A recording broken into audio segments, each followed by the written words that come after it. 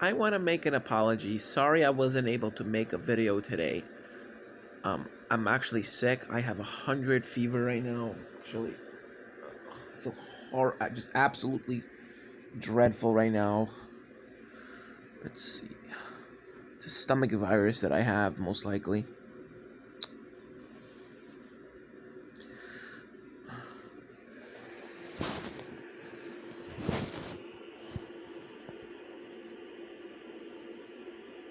Yeah.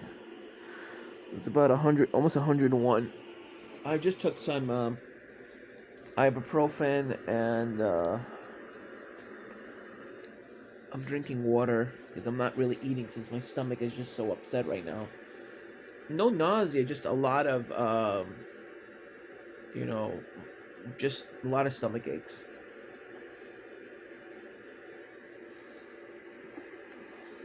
And body aches too. So I just took 2 Tylenols and I'm feeling a little better.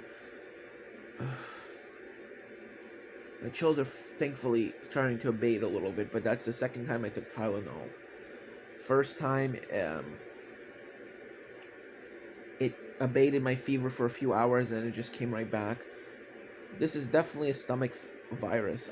I just don't know the type of virus this is. Could be a norovirus, could be a rotavirus. I don't know exactly, but one thing I did not have is any nausea or vomiting. So,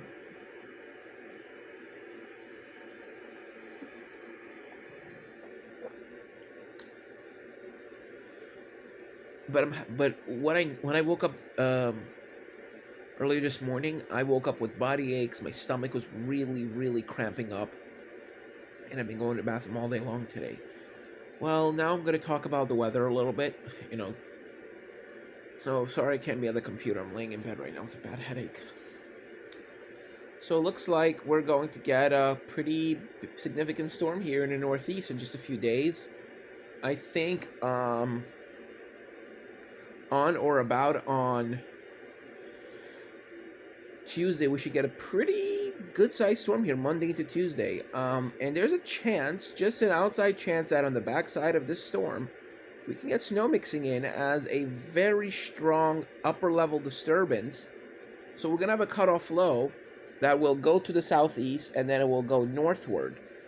But it won't, get all the way up here, but it'll bring us some rain.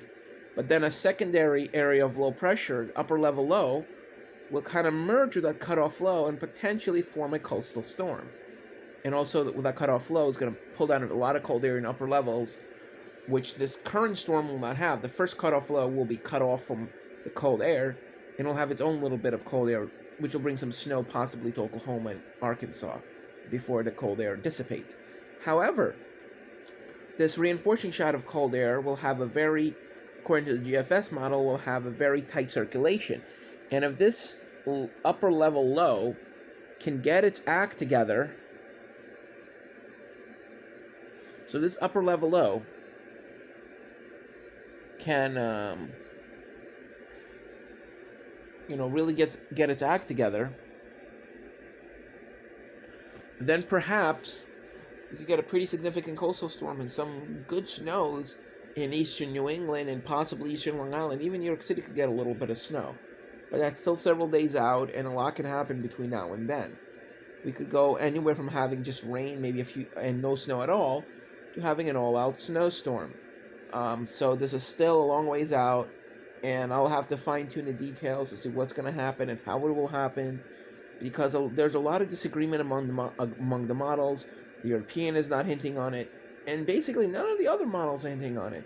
So I think the GFS will probably not go to that solution.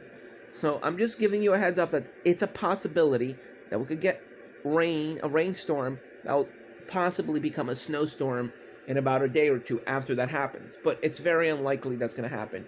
Also, there's a slight chance of light snow Thursday night into Friday in New York. Very little accumulation, probably mixing with rain towards the end as a warm front comes through. Thank you for watching. This is meteorologist Andy Agudeyev with your update.